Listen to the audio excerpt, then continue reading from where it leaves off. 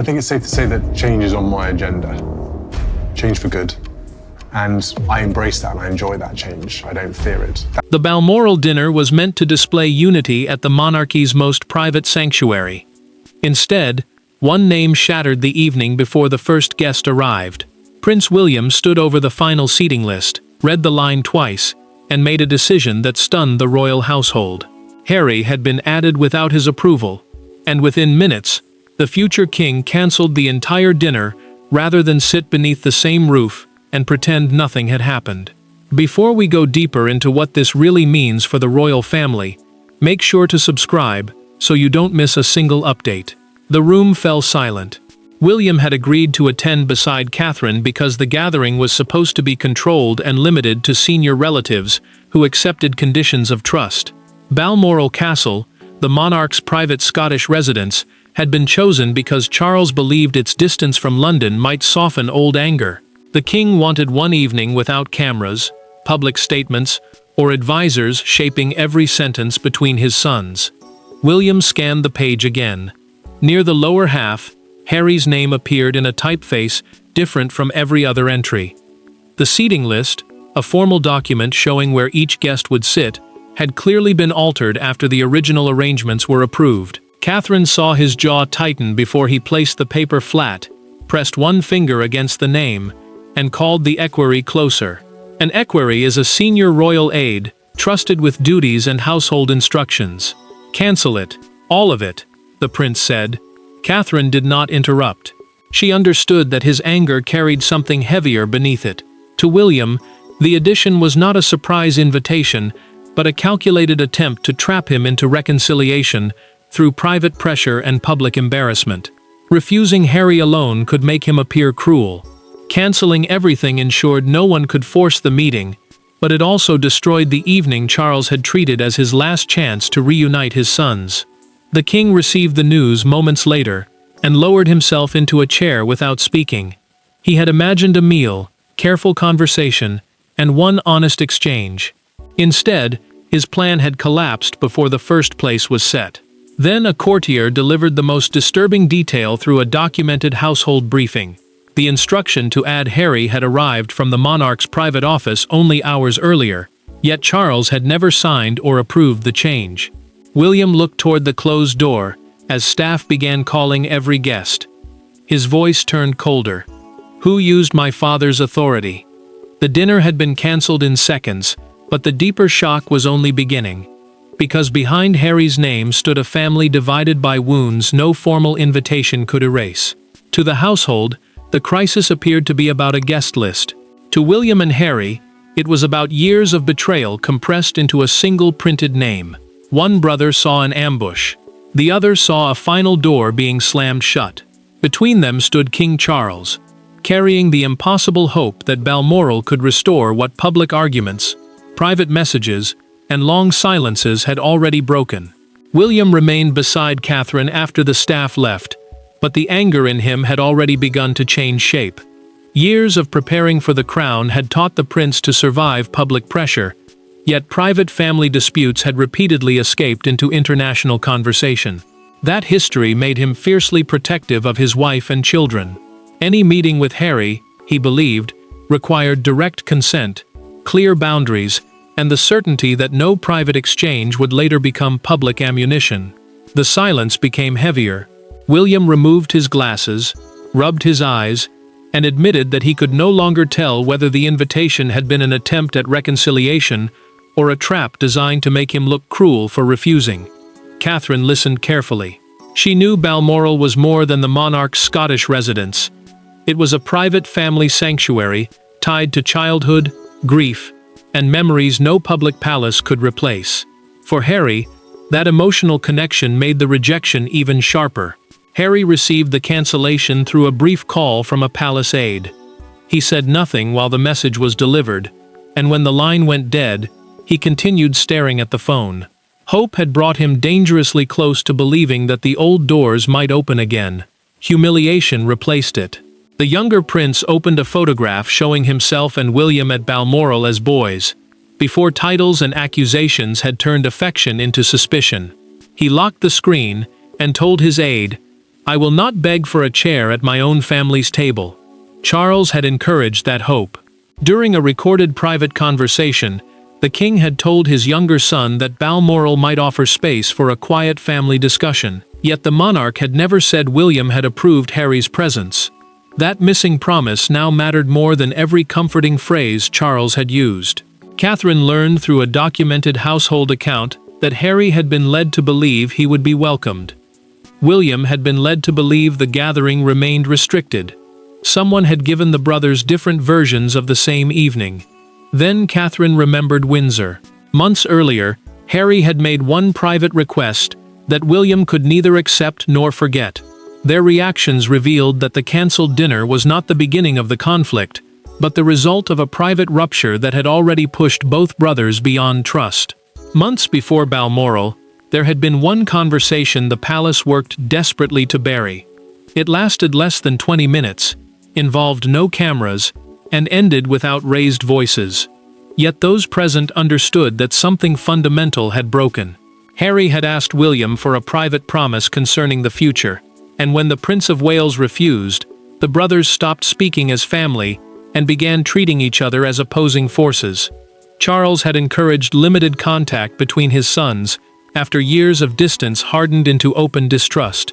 The king believed carefully controlled conversations might prevent permanent estrangement, but every attempt carried danger because private family words had repeatedly escaped into public debate. Catherine finally persuaded William to accept one meeting, warning that silence could become an inheritance their children would one day carry. He agreed only if the discussion remained confidential and untouched by advisors, media strategy, or outside pressure. The meeting took place at Windsor after a memorial service. Windsor Castle was not merely a royal residence. It was one of the monarchy's principal working homes and a place where family duty often collided with private grief. Harry arrived without ceremony and asked for something precise, a guaranteed ceremonial role for himself and his family during William's future reign, regardless of the disputes already separating them. A ceremonial role meant an official place at major royal events, without control over government or constitutional decisions. William heard status before trust. He told his brother that no future position could be promised, while private conversations continued appearing beyond palace walls. Harry's face changed. The younger prince said protocol had become a shield the future king used to disguise personal rejection, and he accused him of deciding the outcome before the conversation began. The silence that followed became the true point of no return. Harry warned that Charles might one day invite him back directly, forcing William to prove whether his resistance came from royal duty or private resentment. The prince did not answer immediately. He stood beside the closed door while his brother waited for one softer sentence that never came. "Then at least be honest about what you want," Harry said, his hand resting on the handle. "I want to know that my family is safe," William replied. Catherine later discovered, through a documented account from the king's private office, that a summary of the Windsor discussion had reached Charles. Neither brother admitted sending it. Someone else had been recording the shape of their reconciliation attempts and quietly carrying information between them. So when Harry's name appeared on the Balmoral list months later, William recognized the warning fulfilled. This time, he would not avoid the confrontation. The hidden Windsor confrontation explained William's fury, but at Balmoral restraint was about to disappear when the two brothers finally spoke face to face. Harry did not accept the cancellation quietly. Before the household could contain the situation, he arrived at Balmoral, determined to hear the decision from William himself. Their meeting happened not around a formal table, but in a narrow private corridor where neither title nor protocol could shield them. For the first time in months, the brothers stood only feet apart, and every buried accusation returned at once. Harry had traveled north believing the dinner was his only chance to speak directly with Charles and William. The king's staff tried to delay the encounter until tempers cooled, but the younger prince refused to leave. Senior aides wanted formal conditions, meaning agreed rules controlling who could attend and what could be discussed, yet there was no time. The future king stepped into the corridor, and the space between the brothers disappeared. "You cancelled everyone because of me," Harry said. His voice remained low, but the bitterness cut through every word. He accused William of punishing the entire family, rather than admitting that he simply could not bear to share a table with his brother. The prince answered that Harry had accepted an invitation without confirming whether his presence had been agreed upon. To him, that proved nothing had changed. Pressure had once again replaced trust. Harry stepped closer. He insisted Charles had personally encouraged him to come, and had spoken of Balmoral as a place where the family might finally talk, without cameras or statements. William did not soften. He explained that the king's private office, the small group responsible for handling the monarch's personal schedule and instructions, held no signed record showing that his father had approved the final alteration. Then William unfolded the amended list. The mismatched typeface was impossible to ignore. Harry stared at his own name, then at the entries surrounding it.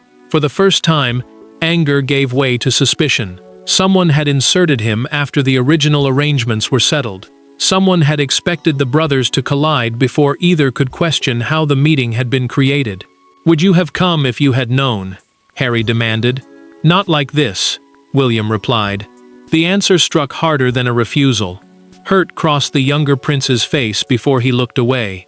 At the far end of the corridor, Charles appeared and stopped. The king gripped his walking stick, listening as his son stood inside the wreckage of the reunion he had wanted. "Forced unity is not reconciliation," William said. Charles did not interrupt. Harry did not argue. Their fury had shifted toward the person who had used the monarch's authority to manufacture the confrontation. William and Harry had finally spoken, but their anger now pointed beyond each other, toward the unseen hand that had placed them on a collision course. At Balmoral, authority rarely announces itself loudly. It moves through sealed folders, whispered instructions, and decisions made in rooms where no official minutes are taken. The altered guest list exposed a hidden struggle over who could speak in the king's name. As William searched for the truth, Charles faced a painful possibility.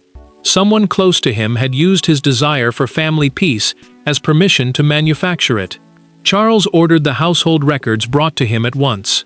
The Balmoral household worked through several overlapping channels, including the private secretary, senior equerries, domestic staff, and family advisors.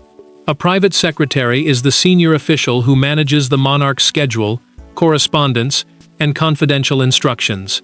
That complicated structure meant a late change could pass through several hands if it appeared to carry royal approval. William could not control his father's personal invitations, but as heir, he could withdraw his attendance and make the dinner impossible. The king felt the betrayal personally. He had spoken openly about wanting his sons reconciled, yet he had never ordered Harry's name added without William's knowledge. Camilla urged him not to turn the search into an internal purge. The queen consort warned that someone might have acted foolishly out of loyalty, rather than malice, and she feared that public punishment would deepen the crisis. Charles listened, but the misuse of his name had already cut deeper than she understood. The answer emerged through a documented internal account. A senior household advisor admitted issuing the written instruction after hearing the monarch repeatedly express his wish for peace between the brothers. The advisor had treated that wish as informal permission. Worse still, Harry had been told William was unlikely to object once everyone was present. The entire plan depended on cornering the future king in a room full of family, where refusal would appear cold and acceptance would look voluntary. Charles summoned the advisor alone. He placed the altered list between them and asked quietly, "Did you use my name?" The official lowered his eyes instead of answering. The king pushed the paper away, as if it had become unbearable to touch. In that silence, loyalty and deception became impossible to separate. Catherine delivered the truth to William through a private household briefing. The prince did not look relieved. He became colder. The palace had not misunderstood his boundaries. Someone had decided those boundaries could be manipulated for the appearance of harmony. Charles now had to choose between protecting a loyal servant who acted on his hopes and defending the son whose trust had been violated. The mystery had been solved, but the truth offered no relief, because Charles's next decision would expose whose pain the crown was prepared to protect. By nightfall, Balmoral no longer felt like a family retreat. Doors closed softly, conversations stopped when footsteps approached, and every member of the household understood that the cancelled dinner had become a test of loyalty. Charles removed the advisor who had altered the list, but the decision satisfied no one. William felt vindicated, yet wounded. Harry felt deceived, yet excluded. The king had restored order while losing the evening he believed might save his family. Charles suspended the senior advisor from all private family planning and imposed a new rule. No invitation involving William or Harry could be issued without written consent from everyone directly involved. Written consent meant clear approval recorded in advance, leaving no room for informal promises or implied authority. The monarch hoped the order would restore trust, but it only confirmed how badly trust had already been broken. William refused to revive the dinner, insisting that an event built through deception could not suddenly become honest because the culprit had been identified. The king met that refusal with sadness rather than fury. He had imagined Balmoral as neutral ground, a place where old memories might weaken present bitterness. Yet the estate had become another symbol of coercion. Harry saw the decision differently. When he learned the gathering would remain cancelled, the younger prince believed William had been handed a convenient reason to reject him, and had used it without hesitation. The manipulation explained the invitation, but it did not explain why his brother still refused the table. Catherine uncovered another secret through a documented household briefing. Charles had drafted a private statement accepting responsibility for the failed evening, but Camilla urged him not to release it. The Queen Consort warned that public admission would expose the depth of the family division and make reconciliation even harder. The king folded the statement and left it unsigned. William made one demand of his own. He ordered that the altered list be preserved in the Royal Archive, the official collection where important monarchy records are kept for future reference. To the prince, this was no misunderstanding to be softened later. It was a breach that had to remain documented. Charles entered the unused dining room alone.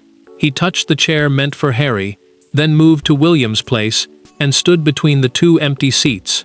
Outside, the younger prince received confirmation that nothing would be restored. He closed the car door and said, "Then there is nothing left to discuss tonight." Catherine refused to accept that ending. She arranged one final meeting with no advisors, courtiers, or king present. The household had accepted the dinner's collapse, but Catherine believed the family's final chance depended on removing the palace from the conversation entirely. Catherine understood what the others had missed. William and Harry had spent years arguing through institutions, statements, staff, and carefully controlled messages. Every layer of protection had become another wall. So she arranged a meeting in a small private sitting room, and then did something almost unthinkable. She asked every aide to leave. When the door closed, there were no secretaries, no official roles, and nowhere for either brother to hide. Catherine had watched William carry the breakdown in silence, and she knew his anger often concealed fear. He worried not only about the crown, but about Catherine and their children inheriting the damage of a conflict that had never truly been contained. Harry's return to Balmoral, she also understood, was driven by more than defiance. He had believed the invitation offered a rare personal opening from Charles, and possibly from his brother.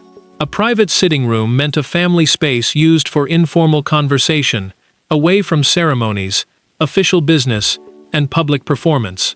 William refused at first. The prince argued that another arranged encounter would repeat the same mistake that had destroyed the dinner. Catherine held her ground. This meeting, she told him, would not concern titles, royal roles, or seating plans. It would concern the confusion both brothers had allowed other people to control. Harry entered expecting accusation. Instead, he found William already seated, with no papers before him and no advisor nearby. The younger prince remained standing for a moment, visibly uncertain. Without institutional protection, meaning staff, formal procedures, or official rules shielding either man, the room felt more dangerous than the corridor had. Harry broke first. He admitted that he had suspected William had not approved the invitation. He came anyway because he feared no invitation would ever arrive with full consent. The confession did not soften the future king immediately. It confirmed that his brother had knowingly accepted the risk of cornering him. William answered with his own truth. He might have agreed to a private meeting if Harry had asked him directly, but the surprise appearance proved his deepest fear. Reconciliation would always be attempted through pressure before trust had been rebuilt. Catherine looked at both men and said, "You are both waiting for the other to prove he is safe before either of you behaves safely." Then she left and closed the door. William did not restore the dinner. Harry did not apologize for coming. Instead, they agreed that every future meeting would be requested directly and accepted or refused without intermediaries. The brothers left without an embrace, yet for the first time, the silence between them contained a boundary rather than a threat, and the world was about to learn why. The palace tried to protect the cancelled dinner with a single phrase, a change to the private family schedule. It failed before breakfast. News of William's decision escaped Balmoral, and within hours the empty table became a national symbol. Some saw a future king defending his family. Others saw a brother refusing peace. But one newspaper image captured the crisis with devastating simplicity and transformed a private wound into a public judgment. William reacted with anger the moment the first alert reached him. The prince had fought to keep the confrontation private, and the leak proved exactly why he wanted fewer aides, fewer channels, and firmer boundaries around every future conversation. A formal engagement is an official royal duty announced to the public, and the palace stressed that none had been affected. Yet the careful wording only deepened suspicion, because everyone understood this was not a scheduling change. It was a family rupture. Harry saw the headlines differently. He felt exposed by stories suggesting he had tried to force his way into Balmoral, while the altered invitation remained largely hidden. The younger prince believed the public was being shown his arrival without the false assurances that brought him there. And commentators divided quickly. Some praised William for rejecting manipulation. Others accused him of turning private pain into permanent exclusion. Then the story shifted. During a recorded morning broadcast, a senior royal correspondent revealed that the guest list had been amended after the future king had already approved his attendance. That detail changed everything. The debate moved away from simple brotherly hostility and toward the misuse of royal authority inside the household. The palace refused to deny that an advisor had been removed from family planning duties, indirectly confirming that the crisis involved more than one man refusing another a seat. By midday, one front page dominated Britain. A major London newspaper printed a long Balmoral dining table with two empty chairs facing each other beneath the headline, "No Seat for Peace." Crowds gathered outside Buckingham Palace, holding copies above their heads, while television correspondents argued over whether the prince had protected the crown or wounded it. Charles watched the coverage in silence beside Camilla. When the empty chair image filled the screen, the king switched off the television and told the queen consort that the public had been given a symbol without being shown the manipulation that created it. She answered that symbols often survived longer than explanations. William understood that too. With Britain demanding meaning from the cancelled dinner, he prepared to tell his father exactly what the decision represented, and what it did not. Britain had judged the empty chairs from a distance, but the final verdict would be delivered inside Balmoral by the man who had ordered them to remain empty. William never reversed the cancellation. The table remained unused, the menu was withdrawn, and the evening Charles had imagined disappeared forever. Yet the decision did not become the final destruction of the family. Instead, it forced every person involved to confront an uncomfortable truth. Reconciliation arranged through deception is not peace, it is performance. By refusing the performance, William appeared to close a door, but he also made honest contact possible for the first time. William met Charles for one final conversation and explained that cancelling the dinner had never been intended to humiliate Harry or destroy every hope of reconciliation. The prince had refused an encounter built without consent, because accepting it would have rewarded the very pressure that had damaged the family for years. Charles listened without interruption. The king accepted that his private wish for peace had circulated without firm limits, allowing a loyal advisor to believe that the appearance of unity mattered more than genuine trust. The future king admitted that his decision had hurt both his father and brother. Still, he refused to apologize for protecting Catherine and their household from another emotionally staged confrontation. Harry reached a difficult conclusion of his own. Through a direct private message, the younger prince accepted that arriving while suspecting William had not approved his presence had helped create the crisis. He did not abandon his grievances, but he accepted the new rule. Every future meeting would begin with direct communication. The palace changed its procedures permanently. No gathering involving estranged relatives could be arranged through implied authority, informal promises, or instructions spoken on someone else's behalf. Charles also abandoned the idea of engineering a dramatic reunion. Instead, he supported Catherine's simpler agreement. No surprise appearances, no intermediaries shaping expectations, and no public performance disguised as private healing. The following morning, William entered the unused dining room and found Charles beside the untouched table. The monarch looked toward the empty chairs and said quietly, "I wanted one evening where we were a family again.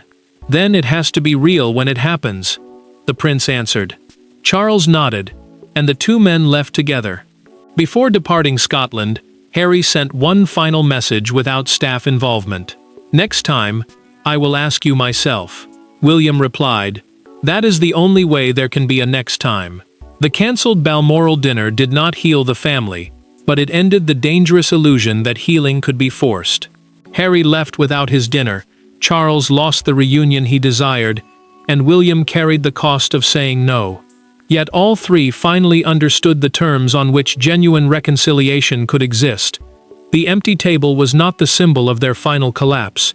It was the last performance they refused to give. Thanks for watching. Please don't forget to like and subscribe, and we will see you in next one.